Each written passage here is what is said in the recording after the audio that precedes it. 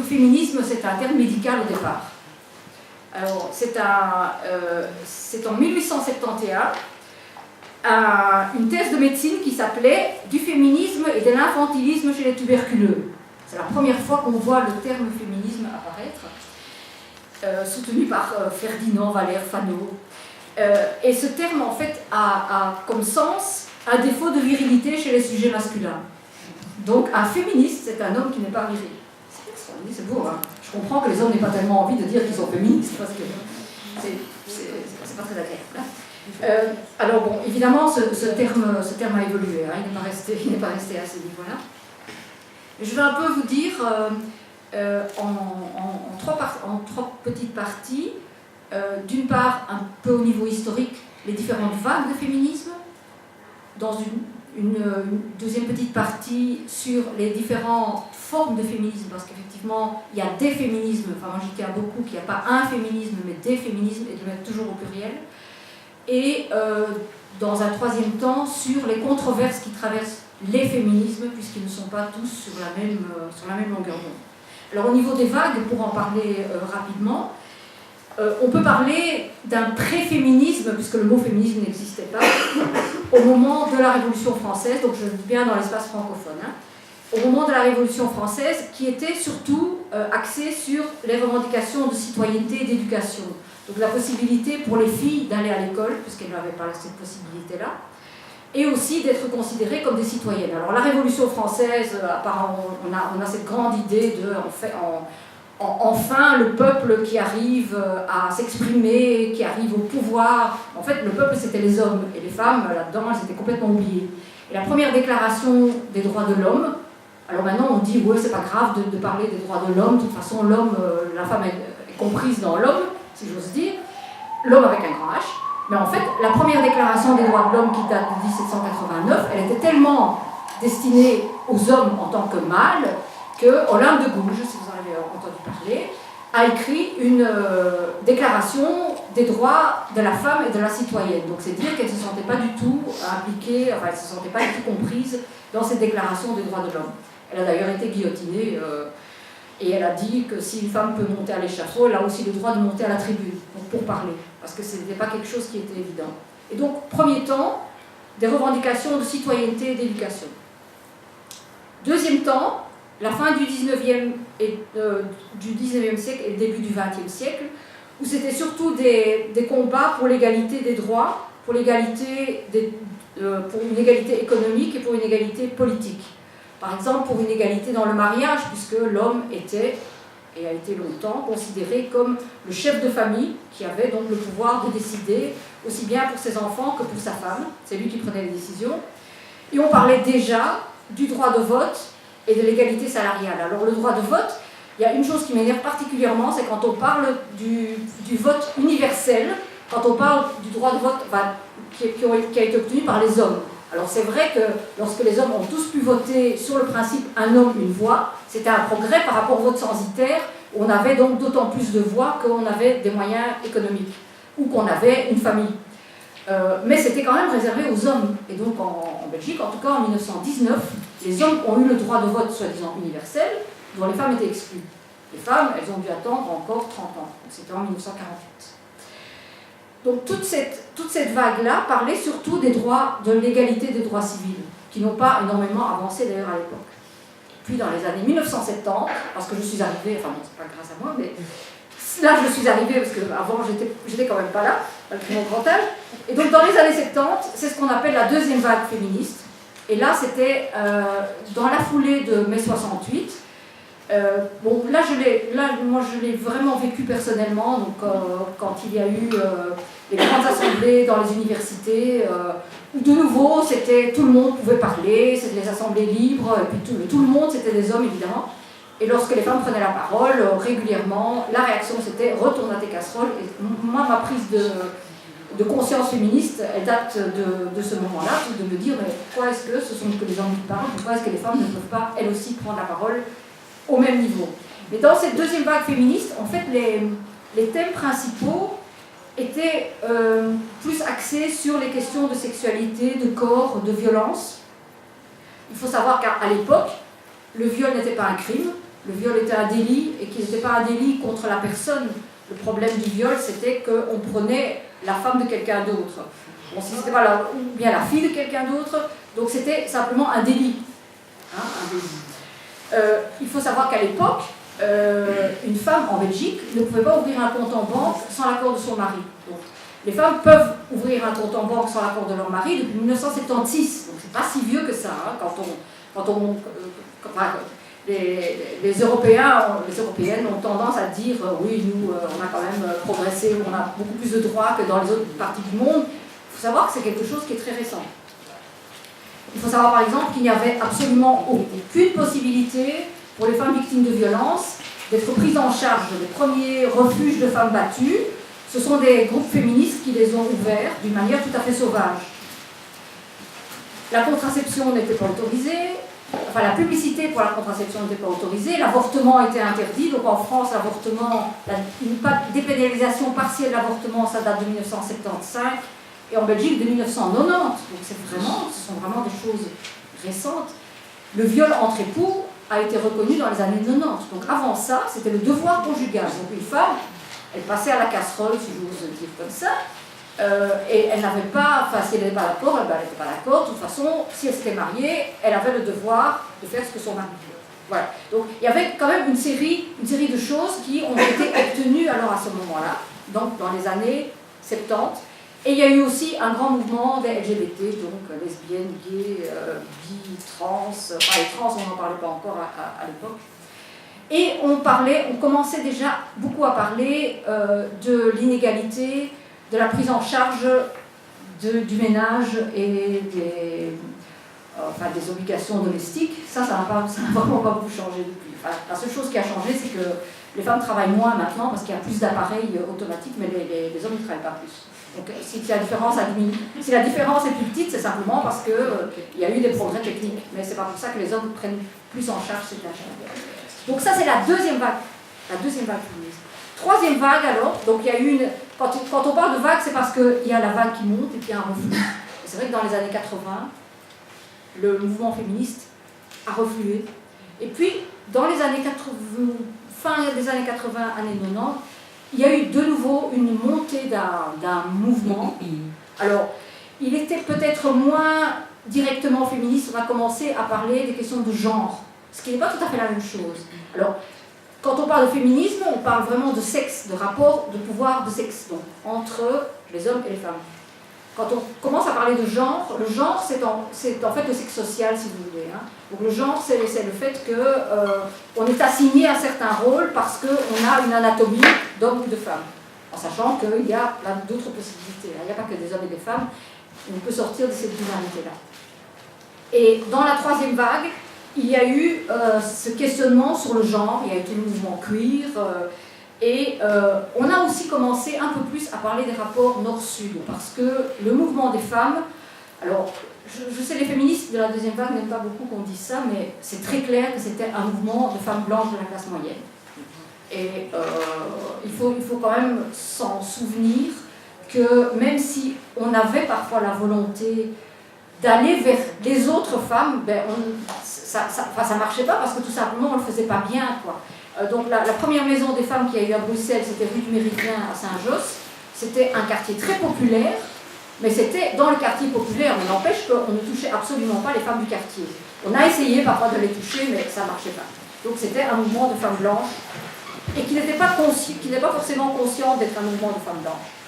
Ça, c'est la troisième vague qui a posé cette question des rapports nord-sud, et y compris des rapports nord-sud à l'intérieur même du pays, donc des rapports nord-sud ici, si j'ose dire. Hein. C'est pas entre flamand et wallon, hein. Comprenez ce que c'est. Voilà, donc ça, ce sont les trois vagues, qui bien sûr se recoupent aussi, hein. Ce n'est jamais aussi clair, et bien sûr dans la troisième vague, on parle aussi des questions de corps, de sexualité, c'est pas vraiment complètement séparé. Alors, si on veut prendre les différents courants maintenant, il y a un mouvement féministe libéral qui est purement égalitaire. Donc, c'est un mouvement pour lequel, je vais tracer vraiment à grands traits. Pour le mouvement féministe libéral, là, le problème, c'est d'arriver à une égalité entre hommes et femmes, égalité moi je dirais de n'importe quoi. Vous devinerez que c'est pas là-dedans que je me situe, parce que la façon dont j'en parle est un peu négative, disons. Donc c'est de dire ce que les hommes ont, les femmes doivent pouvoir y accéder aussi. Quoi que ce soit. À la limite, on en parlait déjà lors de la deuxième vague, de dire est-ce qu'on va se battre pour qu'une femme puisse devenir pape? Ou bien est-ce qu'on remet en cause le pape en tant qu'institution, enfin la papauté en tant qu'institution? C'est pas la même chose. Est-ce que les femmes doivent se battre pour entrer? Maintenant, elles y sont entrées, il y a même des générales. Mais est-ce que c'est ça le but? À la limite, est-ce qu'on va se battre pour que des femmes puissent être bourreaux? Non. Enfin, la réponse est clairement non. Hein. Mais un féminisme libéral, il ne se pose absolument pas les questions de savoir égal à quoi, c'est égal aux hommes. Et par exemple, il y a la revendication d'avoir un certain nombre de femmes qui sont administratrices dans les grandes entreprises du CAC 40 en France ou du BEL 20 en Belgique. C'est vrai qu'il y a peu de femmes qui sont dans ces conseils d'administration. La question étant, est-ce que vraiment on va faire avancer la cause des femmes en général parce qu'il y aura plus de femmes qui seront PDG par exemple. Et il y a des femmes qui, aujourd'hui, Proximus, vous savez pas, mais la PDG de Proximus est une femme. Est-ce que ça fait vraiment avancer la cause des femmes? Grande question. Mais donc pour le féminisme libéral, le but c'est l'égalité. Et l'égalité à quoi? On ne se pose pas la question. Alors il y a aussi un féminisme marxiste, et le féminisme marxiste qui suit bien Marx, qui est surtout présent dans les organisations d'extrême gauche, de gauche, de la vraie gauche. C'est un féminisme qui trouve qu'effectivement que c'est important que les femmes prennent leur place, mais toujours avec cette idée qu'il y a une domination première qui est un problème économique enfin de la propriété des moyens de production, et que le féminisme c'est une espèce de front secondaire, même si c'est un front important peut-être, mais ça reste quand même secondaire. Donc une fois que le socialisme sera arrivé, eh bien l'égalité entre les hommes et les femmes se fera automatiquement. On peut le croire, on peut rêver, et on peut ne pas y croire, mais j'y crois pas d'ailleurs. Voilà. Donc ça c'est un féminisme plus marxiste. Alors je ne vais pas vous donner toutes les formes de féminisme, mais il y a aussi un féminisme radical qui lui estime que les inégalités entre hommes et femmes, elles ont toujours existé, que effectivement sous un régime capitaliste elles prennent certaines formes, mais qu'elles existaient déjà dans d'autres, bien avant le capitalisme, et qu'elles existent aussi dans d'autres systèmes, et qu'elles existent aussi dans des systèmes qui se prétendent marxistes, et que donc c'est quelque chose d'universel, et que les femmes doivent donc prendre leur sort en main elles-mêmes, et qu'il n'est pas question qu'on mette une autre lutte comme étant une lutte prioritaire, que c'est une lutte qui est essentielle et qui doit être menée en même temps que les autres luttes. C'est le féminisme radical. Alors je passerai rapidement peut-être sur un féminisme différentialiste pour lequel il y a des différences fondamentales entre hommes et femmes, qui sont les différences biologiques.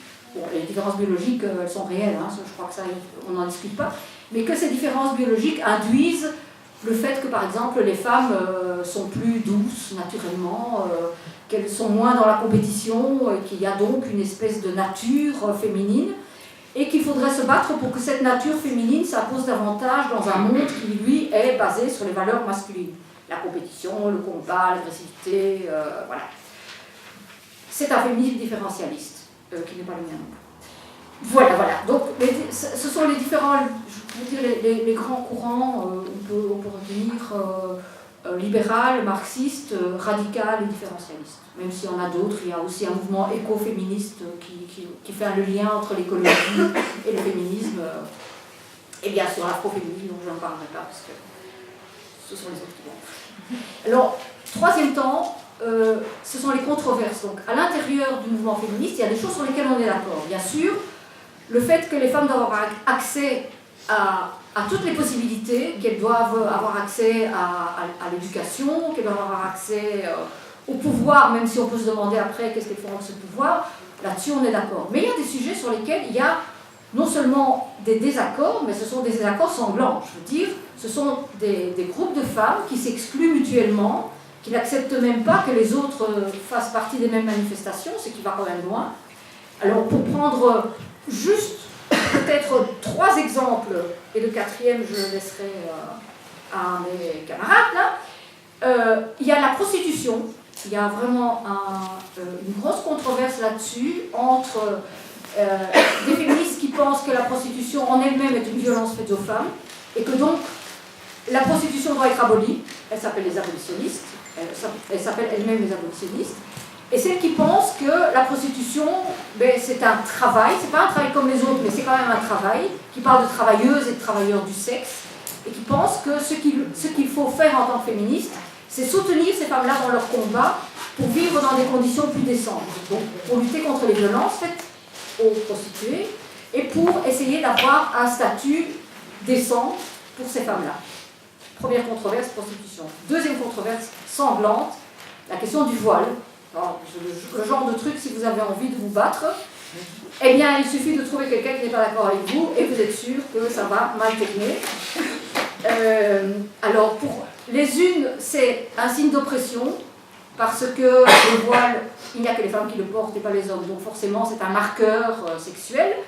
Et pour les autres, c'est une question de libre choix. Donc quand on dit un des slogans des années 70, c'était « Mon corps m'appartient », alors mon corps m'appartient, ça peut être pour avoir les relations sexuelles que je veux, ça pour avoir des relations avec d'autres femmes, ça peut être pour avoir un enfant ou pour ne pas en avoir, donc en avoir si je veux, ne pas en avoir si je ne veux pas, mais ça peut être aussi le fait de m'habiller comme je veux. Alors je revendique, on revendique le droit de se balader en mini-jupe, et on revendique le droit de se balader en voile et que c'est chaque femme qui décide pour elle-même. Alors entre celle-là et celle qui trouve que c'est un signe d'oppression, je ne vous dis pas, enfin, vous ne comprendrez pas.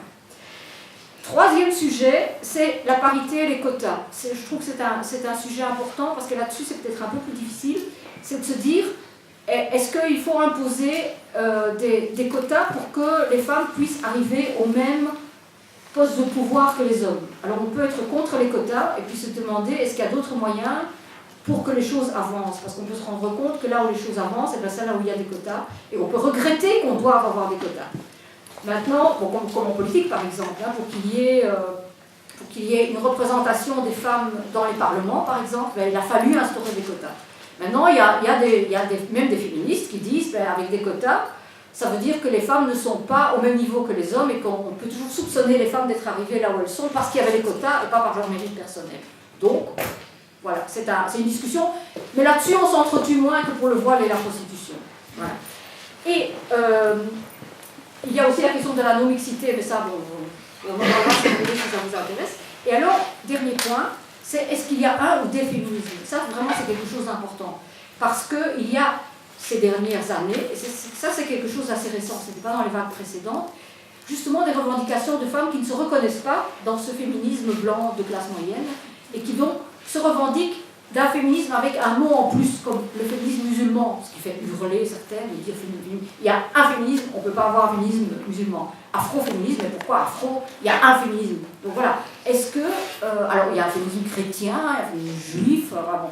Donc il y a cette peur que si on morcelle, on ne se bat plus ensemble, mais il y a d'autre part des femmes qui revendiquent le fait qu'elles ne se reconnaissent pas dans ce féminisme universel, mainstream, et moi je dirais dominant, ce qui est peut-être un peu dur, mais je pense que les féministes blanches ont beaucoup de mal à reconnaître ce que pourtant elles reprochent aux hommes. Elles reprochent aux hommes de ne pas reconnaître qu'ils sont des dominants. C'est pas une question de choix individuel, hein. C'est pas le fait de dire moi je vous domine, c'est une situation, c'est le fait qu'on a des privilèges, qu'on le veuille ou pas. Je veux dire que quand on va se présenter chez un patron, on n'a pas besoin de dire moi je suis un homme, je suis mieux qu'une femme.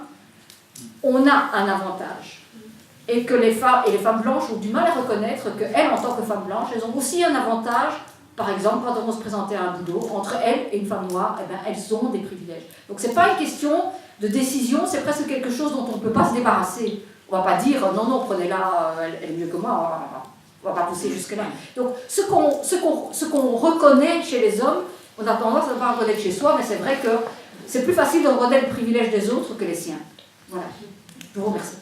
J'espère que c'était clair.